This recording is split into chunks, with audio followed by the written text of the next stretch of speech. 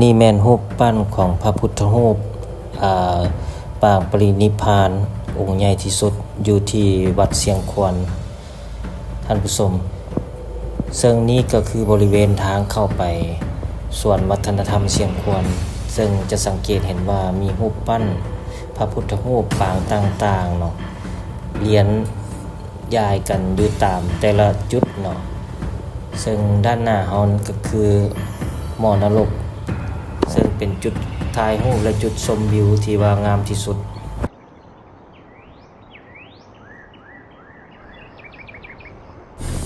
สบายดีท่านผู้ชมในคลิปวิดีโอนี้พาทัวร์จะพาท่านผู้ชมมาเบิ่งภาพบรรยากาศการท่องเที่ยวในมื้อวันเสาร์ที่ผ่านมาเนาะซึ่งเฮาได้พาท่านผู้ชมมาเก็บภาพอยู่ที่สวนวัฒนธรรมเสียงควรเนาะซึ่งอยู่บ่ไกลจากตัวเมืองนครหลวงเวียงจันทน์เนาะขับรถออกไปประมาณ25กิโลเมตรเนาะก็ฮอดละอยู่ใกล้กับขัวมิตรภาพไทยลาวเนาะเวียงจันทน์หนองคายเนาะเมื่อทานข้ามขัวมากะออกจากขัวเนาะขี่รถมาถึงสถานที่เนาะแหล่งท่องเที่ยวทางด้านศิลปวัฒนธรรมเนาะวัดเชียงควรนี่ก็อยู่บ่ไกลเนาะขับรถมาบ่ไกล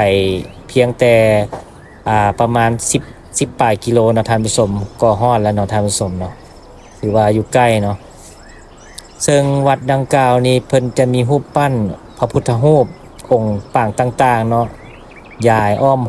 บริเวณตัวส่วนเนาะไฮไลท์ก็คือเต้าหม้อนรกเนาะอยู่ด้านหน้าเขาเนาะเป็นเต้านรกที่ว่ามีผู้คนเนาะเขาเจ้ามักมาถ่ายรูปแล้วก็ขึ้นไป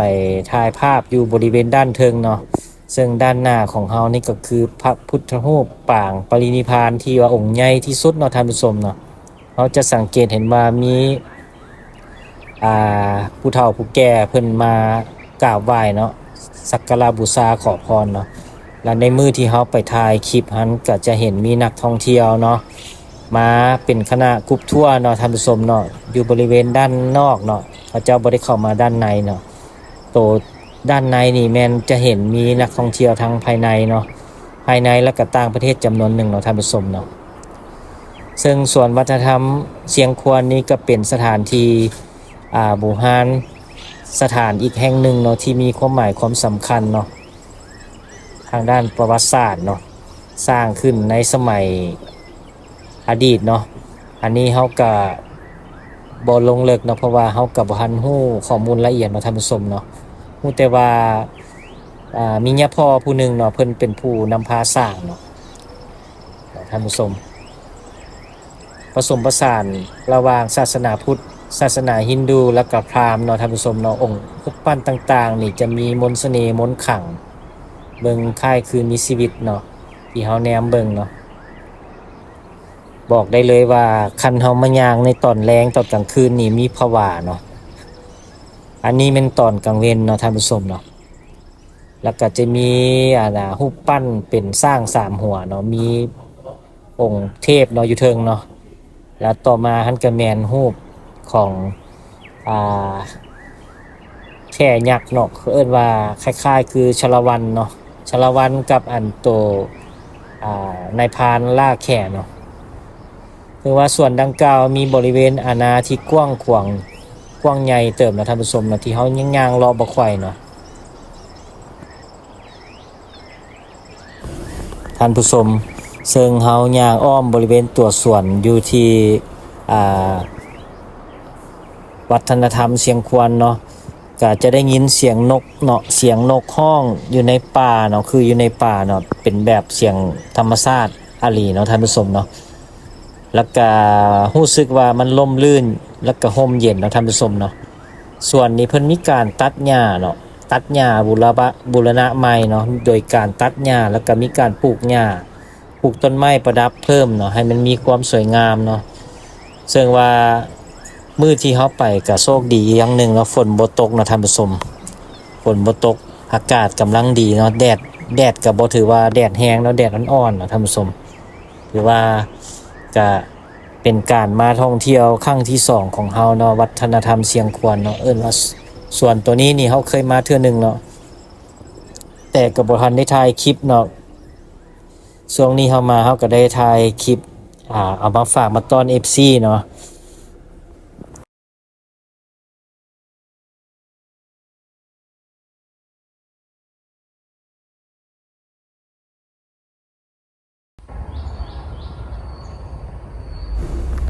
ท่านผู้ชมมุมนี้นี่งามแฮงเนาะท่านผู้ชมเหมาะแก่การมาถ่ายภาพเก็บไว้เป็นที่ระลึกเนาะเพราะเขาจะเห็นด้านหน้าเป็นรูปยักษ์ท้าวเวสสุวรรณเนาะแล้วก็ด้านหลังเป็นเต้ามอนรกมีปลายแหลมๆซี่ขึ้นเทิงฟ้าเนาะ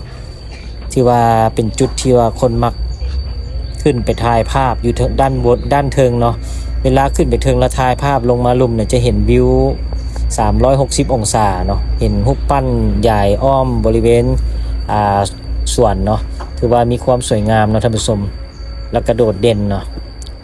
ซึ่งว่านักท่องเที่ยวหลายคนที่มักมาที่สวนวัฒนธรรมแห่งนี้นี่เขาเจ้าก็มาถ่ายภาพเนาะอยู่ที่บริเวณตัวเต้ามอนรกนั่นน่ะแล้วก็รูปปั้นยักษ์ยืนเนาะนอกจากนั้นก็ยังมีรูปปั้นเสียนของพระพรหมเนาะพระพรหมสีหน้าเนาะท่านผู้ชมลาไฮไลท์เนาะก็คือรูปปั้นพระพุทธเจ้าปางปรินิพพานองค์ใหญ่นอนยาวเนาะท่านผู้ชมเนาะจุดนี้ก็เป็นจุดที่ว่าคนมักขึ้นไปถ่ายภาพนะท่านผู้ชมถ่ายภาพมุมนี้ก็จะงามอีกแบบนะท่านผู้ชมเพราะเขาจะเห็น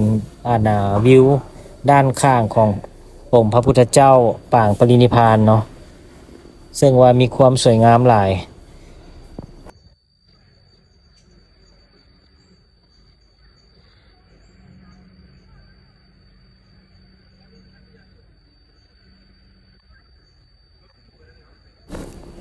ท่านผู้ชมสำหรับคลิปวิดีโอนี้เฮาก็สิขอจบเพียงเท่านี้แล้วพบกันใหม่ในคลิปวิดีโอหน้าอย่าลืมฝากกดไลค์กดแชร์เพื่อเป็นกำลังใจในการเฮ็ดคลิปของเฮาด้วยขอขอบใจ